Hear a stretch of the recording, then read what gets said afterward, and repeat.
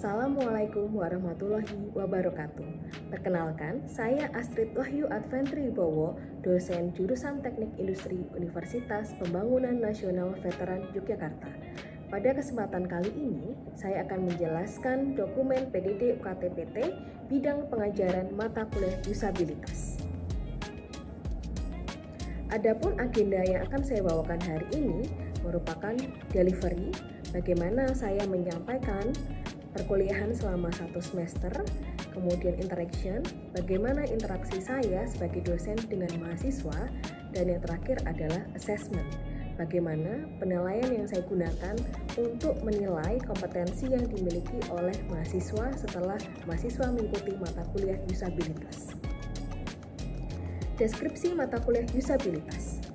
Disabilitas merupakan mata kuliah pilihan kelompok bidang ilmu rekayasa sistem industri dan ergonomi yang mempelajari konsep-konsep disabilitas yang perlu diperhatikan dalam merancang suatu produk serta berbagai metode untuk memperkirakan tingkat kegunaan produk secara keseluruhan. Metode ini dapat diklasifikasikan menjadi 2 jenis, yaitu metode berbasis kuesioner atau questionnaire based, dan yang kedua adalah metode berbasis kinerja atau performance based. Sehingga nanti diharapkan mahasiswa mampu mengukur nilai kegunaan dari suatu produk berdasarkan kedua metode tadi. Capaian pembelajaran yang dibebankan pada mata kuliah ini diadopsi dari capaian pembelajaran yang telah dirancang oleh BKSTI, Badan Kerjasama Perguruan Tinggi Teknik Industri yang ada di seluruh Indonesia. CPL pada mata kuliah disabilitas terdiri dari 3, yaitu mampu merancang sistem terintegrasi sesuai standar teknis, keselamatan dan kesehatan lingkungan yang berlaku dengan mempertimbangkan aspek kinerja dan keandalan, kemudahan penerapan dan keberlanjutan, serta memperhatikan faktor-faktor ekonomi, sosial, dan kultural. Capaian yang kedua adalah mampu melakukan komunikasi secara tertulis maupun lisan yang efektif. Dan CPL yang terakhir adalah mampu melakukan kerjasama dalam sebuah kelompok kerja. Dari CPL tadi kemudian diturunkan menjadi CPMK atau capaian mata kuliah. Sehingga setelah mahasiswa menempuh mata kuliah ini selama 1 semester, diharapkan mampu menyimpulkan konsep dasar usabilitas dan atribut dalam usabilitas, mampu mengukur tingkat usabilitas suatu produk berdasarkan metode questionnaire based dan performance based. Yang ketiga, mampu mengevaluasi, menganalisis, dan memberikan rekomendasi perbaikan terhadap suatu produk dan berdasarkan nilai usabilitasnya. Dan yang terakhir, mampu berkomunikasi secara lisan dan tulisan dalam menyelesaikan permasalahan kegunaan suatu produk. Metode perkuliahan dan pembelajaran yang diselenggarakan selama 1 semester ini merupakan berbasis masalah, sehingga mahasiswa akan diberikan suatu masalah dan harus menyelesaikan masalah tersebut berdasarkan pengetahuan, kompetensi, dan skill yang sudah didapat selama perkuliahan disabilitas.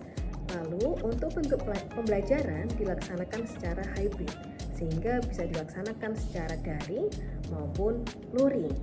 Ketika perkuliahan dilaksanakan secara luring, metode ataupun alat bantu yang digunakan merupakan proyektor, whiteboard, dan alat bantu lainnya seperti Kahoot, Slido, dan Quizzes. Kemudian untuk perkuliahan daring, alat bantu yang digunakan merupakan Zoom, Google Meet, WhatsApp, dan alat bantu juga seperti Kahoot, Slido, dan Quizzes, sehingga terbentuk interactive learning yang akan meningkatkan semangat belajar mahasiswa. Lalu untuk bentuk pembelajaran akan dilaksanakan berdasarkan tatap muka sebanyak 2 SKS kali 50 menit, kemudian belajar mandiri dan penugasan terstruktur.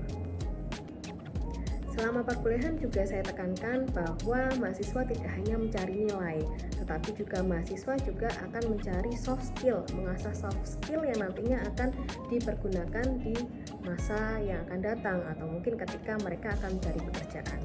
Nah, untuk penilaian yang saya gunakan ini terbagi menjadi 2 unsur. Yang pertama adalah hard skill dan soft skill.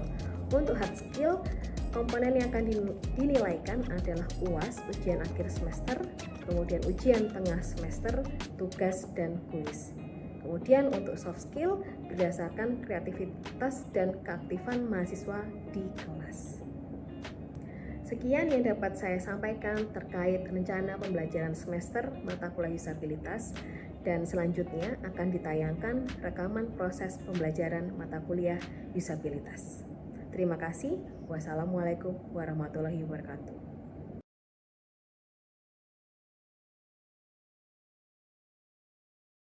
Selamat siang semuanya. Assalamualaikum warahmatullahi wabarakatuh. Waalaikumsalam Waalaikumsalam warahmatullahi warahmatullahi wabarakatuh. Ya, silahkan diaktifkan dulu kameranya ya. Hari ini kita akan belajar pengantar usabilitas. Nah, apa saja yang akan kita pelajari? Nah, hari ini kita akan belajar tentang kenapa, alasan kenapa kita belajar usabilitas, kemudian apa itu usabilitas, kemudian juga kita harus tahu nih, kenapa usabilitas itu penting, ya. Begitu kalau kita sudah tahu alasannya, kemudian bagaimana mengukurnya, ya. Jadi hari ini yang akan kita pelajari, ya. Nah, sebagai industrial engineer, ya, kira-kira domainnya di mana? Domainnya ada di socio-technical system, ya. Kenapa socio-technical system? Karena tadi kita berhubungan dengan orang, human factor, ya. Bagaimana orang itu bisa bekerja dengan nyaman, bisa bekerja dengan aman, lalu relasi antara pekerja dengan pekerja yang lain itu kita pelajari juga. Lalu juga domainnya adalah di teknologi, ya, peralatan, kemudian mesin, material. Nah, itu kita juga pelajari. Kemudian sistem, ya, kita juga berada di kompleks sistem yang kompleks. Kita tidak tahu banyak sekali constraint yang di situ sehingga membuat sistem tersebut kompleks, ya. Jadi ini domain dari industrial engineer. Lalu apa yang kita lakukan sebagai industrial engineer? Ya tadi berdasarkan pengertian dari IIE, ya, tadi ada desain, ya berarti kita merancang, entah itu merancang suatu alat bantu, kemudian merancang lingkungan kerja, ya. Begitu sudah dirancang, kemudian dipasang, diinstal, ya. Lalu kalau sudah berjalan, kita evaluasi apakah ada yang harus diperbaiki. Nah, nanti kaitannya dengan improvement, ya, perbaikan, pengembangan ke depannya seperti apa. Kalau ada yang kurang ya kita perbaiki, ya. Kalau ada yang membuat pekerjaan itu menurunkan performance, ya kita lihat, ya, kinerjanya turun karena apa, sumbernya apa, masalahnya dari mana. Nah, itu kita harus analisis, ya, sehingga kita bisa improve, ya. Nah, ini terkait industrial engineering. Sekarang kita masuk ke dalam usability. Nah, kaitannya apa? Usability dengan teknik industri. Karena kita tadi domainnya adalah socio-technical system, berarti ketika sosio atau human itu berhubungan dengan teknologi atau yang technical, bagian yang teknik, berarti itu ada interaksi antara manusia dengan teknologi yang akan digunakan. Kan ada interaksi di sini, ya. Interaksinya bisa berupa interface, ya. Interaksinya bisa macam-macam. Nah, usability itu penting untuk melihat, ya, melihat interaksi ini. Apakah teknologi yang sudah dirancang ini bisa digunakan dengan baik oleh usernya. Nah, jadi usability perannya ada di sini, ya, interface ini untuk melihat interaksinya antara pengguna dengan teknologi yang sudah dibuat tadi. Apakah bisa dikerjakan dengan baik? Apakah tujuan goals-nya itu tercapai atau tidak? Apakah ketika kita mencapai tujuan itu sumber daya yang dikeluarkan itu efektif atau tidak? Nah, itu bisa diukur dengan ilmu usability. Ya, kenapa kok kita akhirnya belajar usabilitas? Karena tadi, ya, kita melihat apakah goalnya tercapai dengan teknologi yang kita buat, apakah efektif atau tidak ketika kita menggunakan teknologi yang sudah kita rancang tadi. Nah, itu alasan kenapa kita belajar usabilitas ya. Berikutnya. Nah, terkadang kita ketemu nih dengan produk yang memiliki poor usability ya, sehingga end user atau pengguna akhir itu mengalami seperti ini ya. Ini ada ilustrasi yang dirasakan oleh end user ya terkait suatu produk ya. Ya, bisa I can find what I'm looking for ya. Kita tidak bisa saya tidak bisa mencari apa yang saya inginkan ya, what I'm looking for ya. Saya tidak menemukan apa yang saya cari. Kemudian I really like it but I don't use it much ya. Ini misalkan ada banyak fitur nih ya, ada banyak fitur tapi ternyata kita tidak menggunakan semua fitur itu ya kan. Misalkan remote TV ya, remote TV itu kan remote TV zaman dulu sih ya, remote TV zaman dulu itu kan tombolnya banyak ya. Kalau sekarang saya rasa tombolnya sudah diperbaiki ya, sudah makin sedikit ya. Kalau zaman dulu itu kan tombolnya banyak.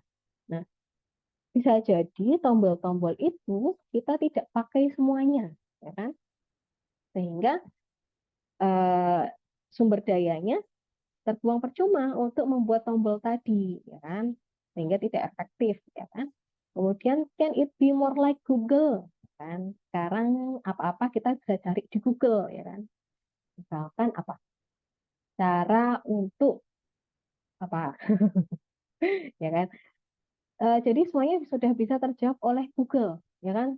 Google itu sudah sangat membantu sehingga kita ingin barang produk yang itu bisa digunakan semudah dengan Google untuk mencari informasi. Segala macam informasi itu kita bisa cari di Google. Sehingga kalau produk yang memiliki nilai usability yang rendah, pasti orang-orang atau end user itu akan meninggalkan produk tersebut. Kemudian juga ada lagi ekspresi it doesn't do what I need to do. Kemudian I don't think it seems trustworthy. Kemudian I find it a bit frustrating ya, karena saking susahnya menggunakan suatu produk sehingga end user itu merasa frustasi ketika menggunakan produk itu tadi. Kemudian juga ada nih, it's very fancy but it's not very useful.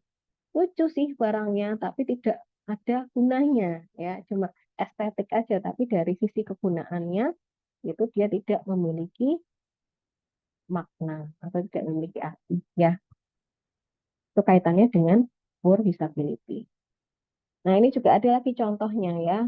Yang sebelah kiri ini tadi ya, kaitannya dengan remote TV ya. Banyak sekali tombolnya tapi ternyata tidak semua kita pakai fiturnya. Kemudian yang tengah ini ada Teko ya. Teko, kemudian pegangannya ada di samping, lalu untuk menuangkan air ya itu ada di atas sini tapi miring ya. Kemudian ketika kita tuang itu nanti akan tumpah dari lubang yang ini dan ini ya. Jadi ini juga memiliki ini merupakan produk yang memiliki poor usability. Dan satu lagi nih yang di sebelah kanan ya. Yang sebelah kanan itu ada dot yang besar sekali, di mana dot itu kan biasanya dipakai untuk bayi ya kan. Nah, gimana si bayi ini bisa pakai ya kalau dotnya itu lebih besar daripada mulutnya?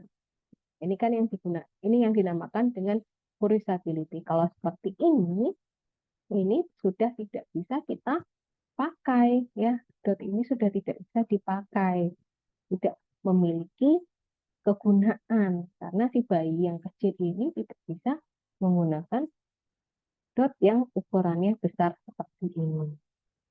Nah, maka dari itu kita nanti akan belajar nih usabilitas. Nah, ini juga ada lagi contoh ya.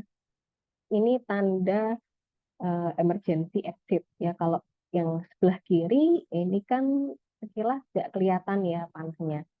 Oh, emergency exit-nya yang warna hijau ini kita cuma tahu itu.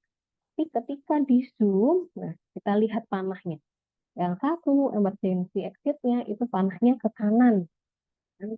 Yang satu emergency exit-nya lurus. Dan yang belakang ini emergency exit-nya ke sebelah kanan saya. Yang ini kiri ya. Tadi kiri, lurus, kanan. Nah, kalau seperti ini gimana? Apalagi dalam keadaan panik ya kan. Ini kan fungsinya emergency exit itu adalah fungsinya untuk menunjukkan arah keluar ya, keluar ruangan ya, emergency. Dalam keadaan panik, mana yang harus kita percaya? Mau ke kiri, mau lurus, atau mau ke kanan? Mana nih? Kita nggak tahu nih dalam keadaan panik, kita misalkan lihat yang paling dekat dengan kita ya, ke arah kiri. Kalau bukan, kita keburu kena musibah tadi ya, misalkan ada kebakaran. Panik kita nggak tahu harus kemana, karena panahnya berbeda. Sehingga kita harus, sebagai orang teknik industri, kita harus mengurangi poor usability ini. Kita harus merancang, mendesain suatu produk yang baik. Nah, supaya terhindar dari poor usability ini yang nantinya akan merugikan banyak orang. Oke, sekarang kita cari tahu dulu usabilitas itu apa. Nah, apakah usabilitas itu user friendly? Bukan ya, usabilitas itu tidak hanya sekedar user friendly. Masih banyak atribut lain atau masih banyak konsep lain yang harus kita pelajari, tidak hanya user friendly ya. Jadi ketika kita membuat sebuah program, sebuah produk, itu kita harus lihat dulu ya, apakah fungsinya itu apa yang dituju ya, tujuannya apa untuk produk yang ingin kita buat. Kemudian ketika kita membuat sebuah produk, kita harus hindari ekspresi seperti yang di sebelah kanan ya. Kalau seperti ini kan apa nih? Yang sebelah kanan ini ada orang mohon-mohon ya, mohon-mohon ke komputernya, tapi komputernya nggak mau ya. Jadi jangan seperti ini ya. Mungkin ini bisa diindikasikan kalau produknya atau mungkin softwarenya itu sulit untuk digunakan ya. Sehingga si orang yang ini merasa frustrasi sehingga harus mohon-mohon sama komputernya supaya komputernya mau mengerjakan apa yang dia ingin lakukan. Itu usability.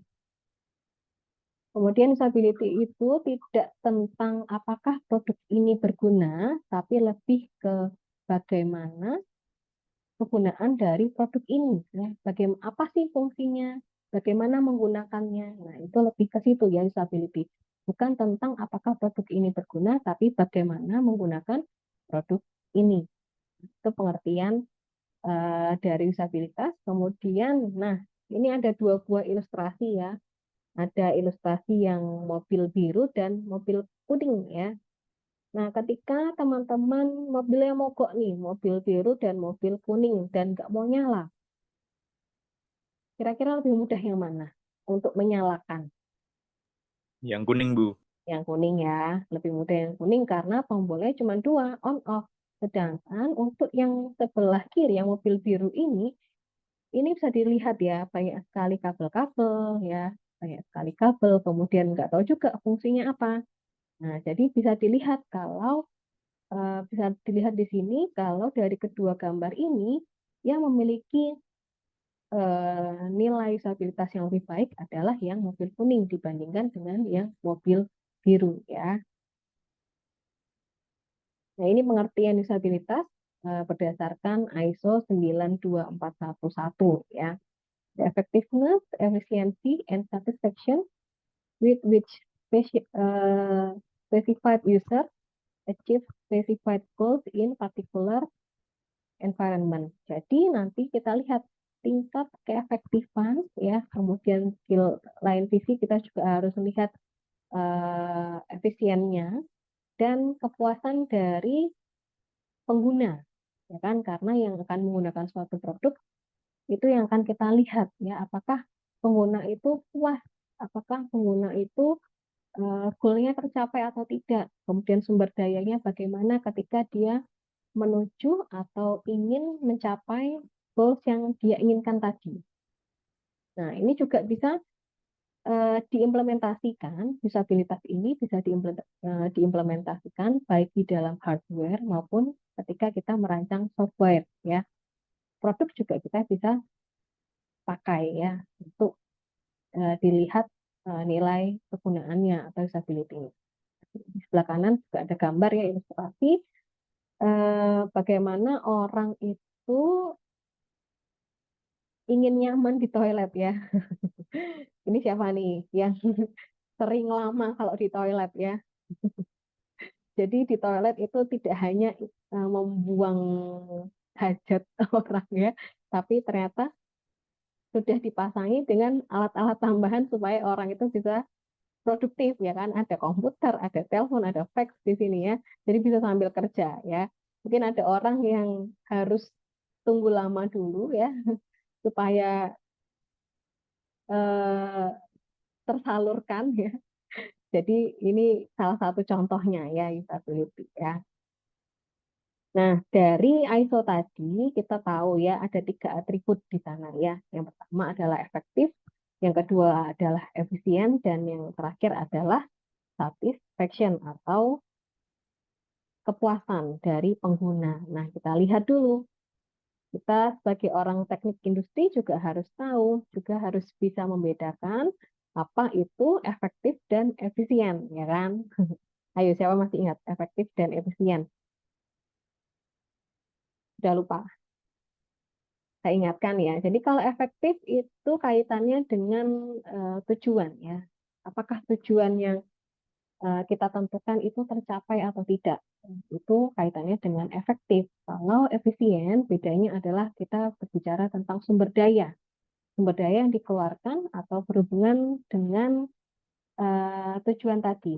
Berapa sih sumber daya yang kita keluarkan untuk mencapai tujuan tadi, goals yang sudah kita tentukan tadi.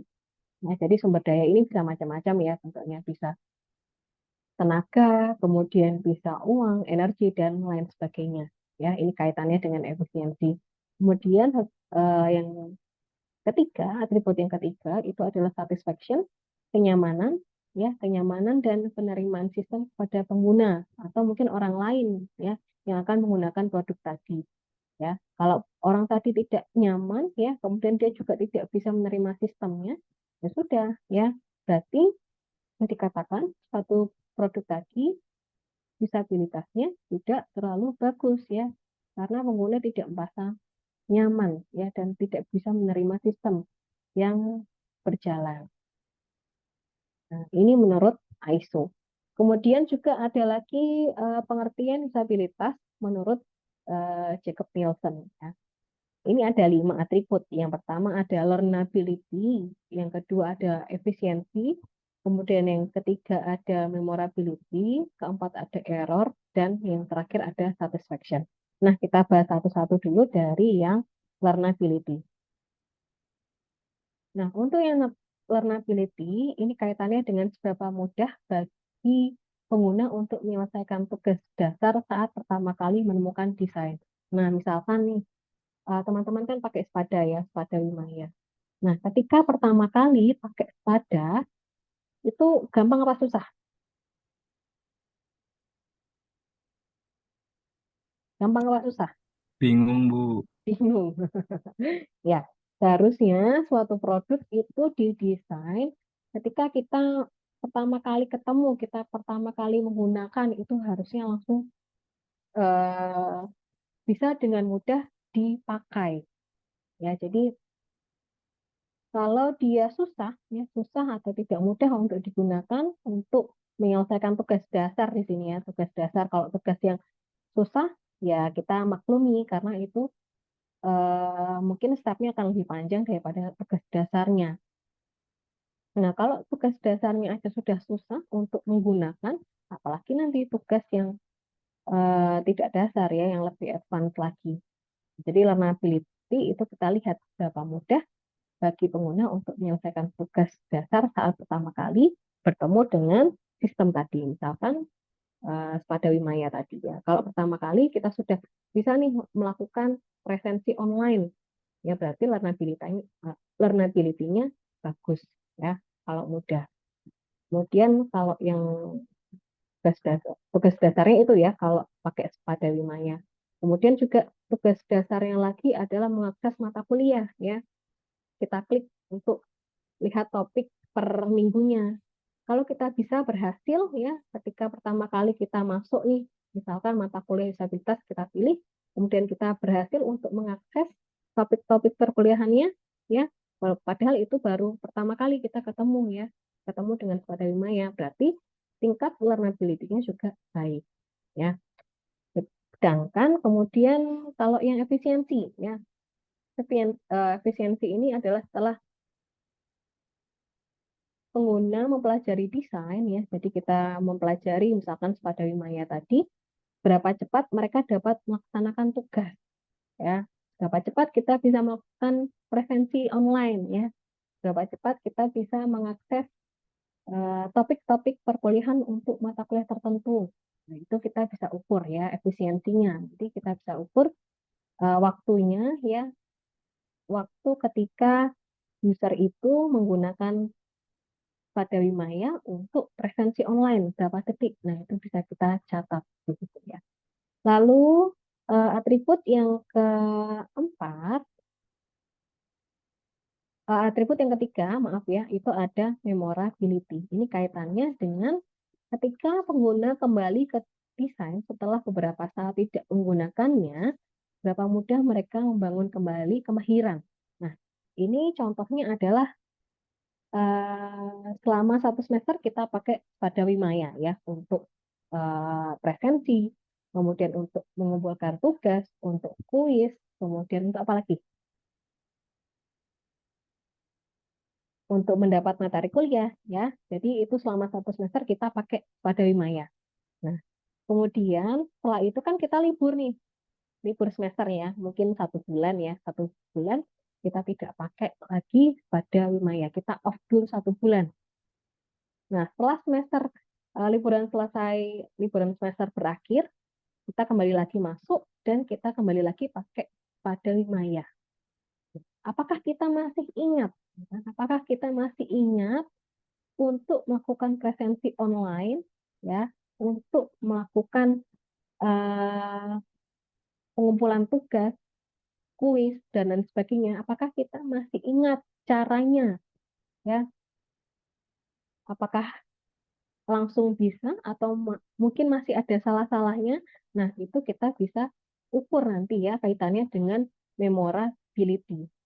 Dan yang keempat ini ada error. Error kaitannya dengan beberapa banyak kesalahan yang dilakukan pengguna. Seberapa parah kesalahan tersebut dan seberapa mudah mereka dapat pulih dari kesalahannya. Jadi kita lihat nanti nilai errornya. Kesalahannya berapa, kemudian apakah error tadi itu parah atau tidak. Jadi kita akan pelajari selama 1 semester ini. Dan yang terakhir ya, ini atribut terakhir dari Jacob Nielsen adalah satisfaction ya. Seberapa menyenangkan pengguna menggunakan desain tersebut. Nah, ini hampir sama dengan yang ISO tadi ya. Ini pengertian usabilitas menurut Jacob Nielsen. Oke, sampai sini ada yang mau ditanyakan? Kaitannya tentang usabilitas ya, kita baru belajar apa itu usabilitas. Belum ada, Bu. Belum ada. Oke. Nah, silahkan setelah ini saya akan beri Anda tugas ya. Tugasnya cari ya benda di sekitar ya. Benda di sekitar yang memiliki poor usability atau bad design ya. Tadi contohnya ada dot yang besar ya, yang itu akan dipakai oleh bayi, kemudian juga ada papan petunjuk emergency exit tadi ya. Silahkan nanti dicari di sekeliling Anda, kemudian dianalisis ya, kenapa benda tersebut memiliki poor usability atau bad design dan seharusnya seperti apa. Nah, ini silahkan nanti tugas ini dikerjakan lalu dikumpulkan di Spada ya, dikumpulkan minggu depan. Oke, saya akhiri ya. Terima kasih semuanya. Selamat siang. Wassalamualaikum warahmatullahi wabarakatuh. Waalaikumsalam warahmatullahi wabarakatuh. Aduh.